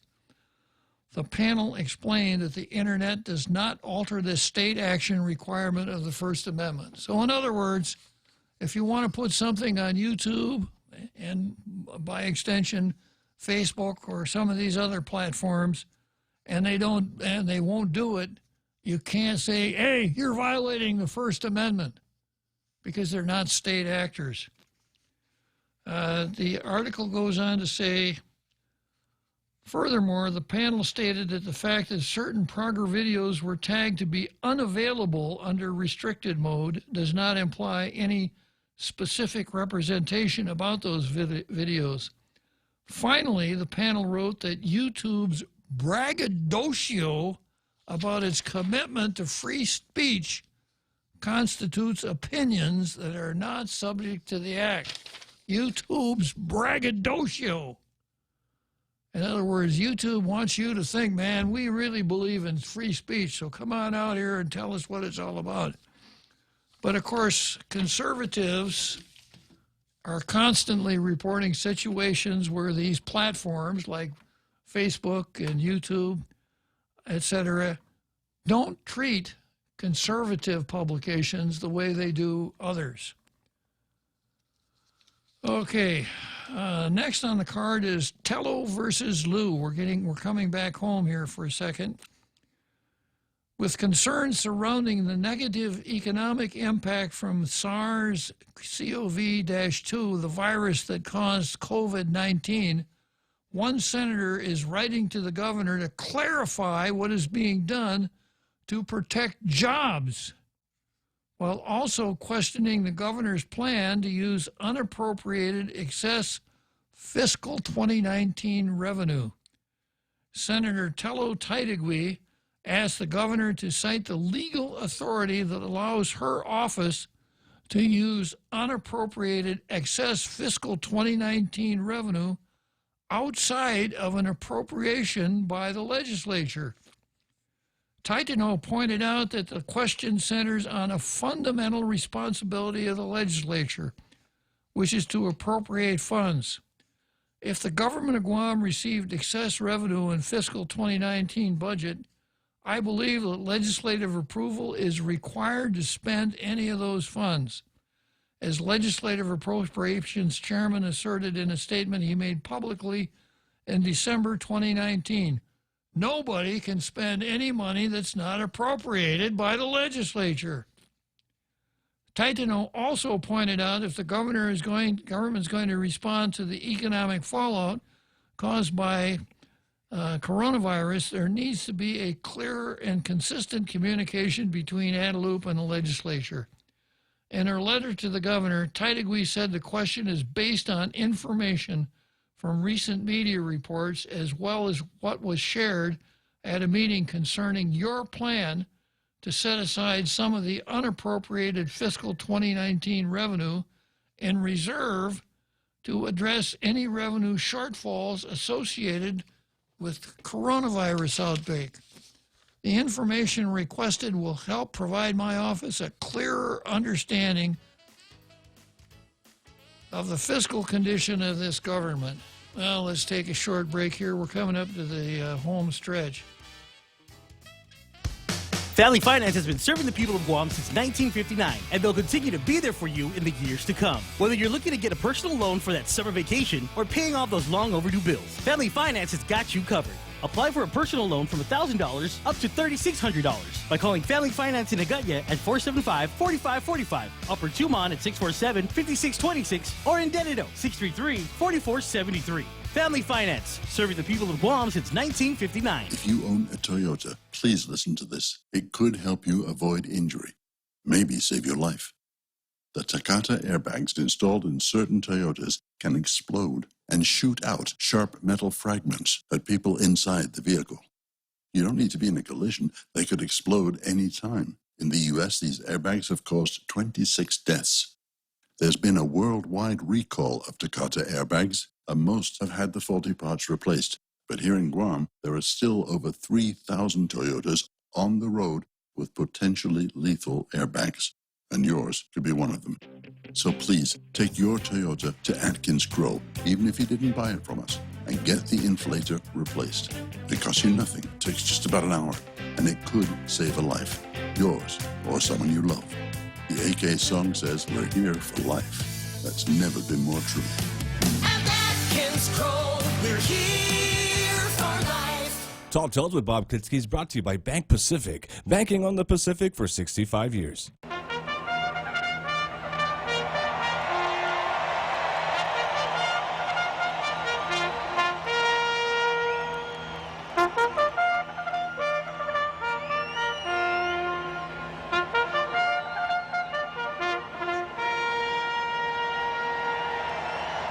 Churchill Downs, Louisville, Kentucky, the home stretch. That means I've got about 7 more minutes to wrap up this exciting, elucidating, informative, educational episode of Tall Tales. And I'll be away from it for 2 whole days. Real Joe Cruz and I are really going to be down for the next couple of days. Talk about depressed with no tall tales. I go into hibernation, sir. I guess that's what I ought to do. Maybe go to sleep on Friday night and wake up Monday afternoon. It's just so it's just so hard to drag around with no tall tales, isn't it, Real Joe Cruz? That's why Monday's our favorite day of the week, and we really have a hard time getting through Friday. But we'll make it, and we will be back on Monday. Okay, before I jump back into Tello versus Lou, I spotted this post out of the corner of my eye from Elwin Champaco Quitino, who usually has some pretty interesting stuff to say. And he says, Bob, the Micronesian dances from the outer islands are indigenous. They have practiced them for centuries. My point exactly.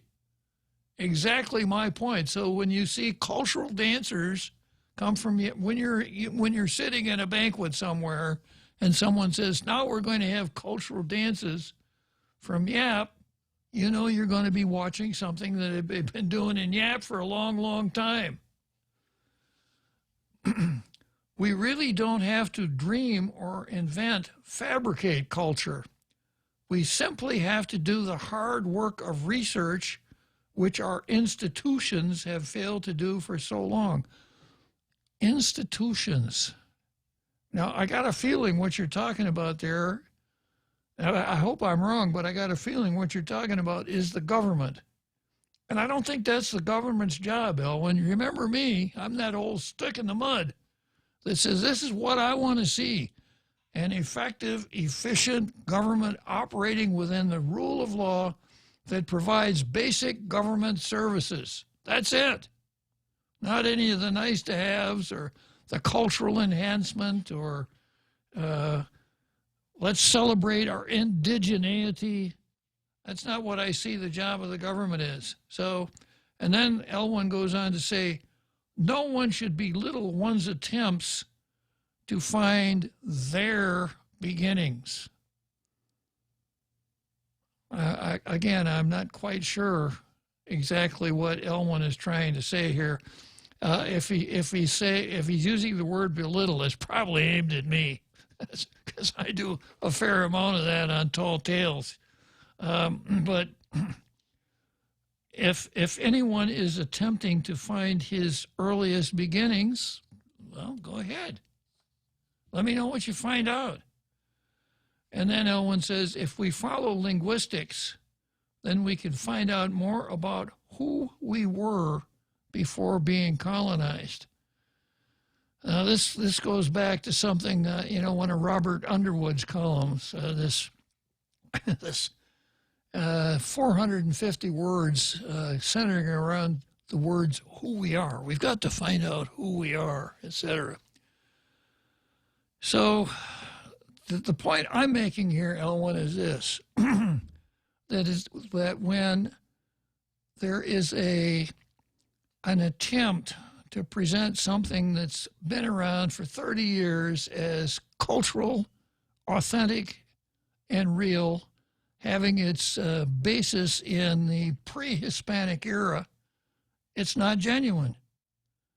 And of course, this keeps coming back to FESPAC. I can't see sending 100 people to Honolulu to go over there and do the dances that Frank Rabone invented in the 1980s, and picking up on all of the justifications that Bravacqua makes about how it's a great place to solve problems and all the rest of this stuff. It's too much. It's just too much. So that's where I'm coming from on this whole matter. Elwin, if you want to elaborate, it's a little bit too late.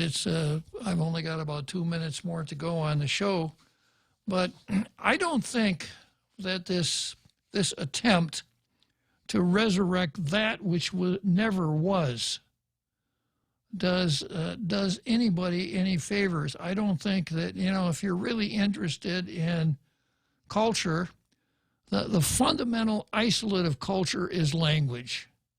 Language is culture, and that's just about the sum of the matter. So if you would really study culture, you would study a language.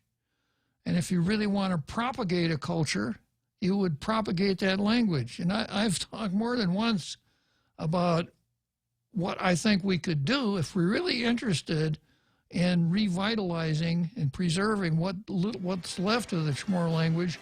There are ways to do it, and we're not doing it.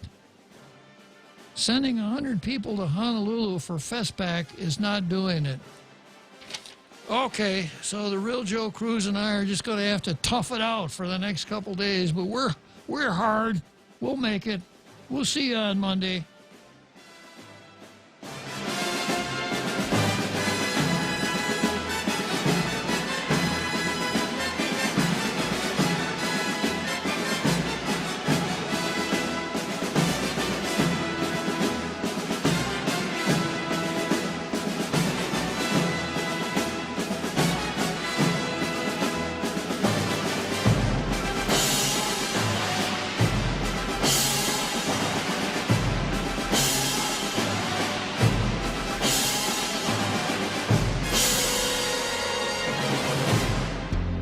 The Point is KUSG, Hagåtña, Guam, 93.3 FM and 104.3 HD3.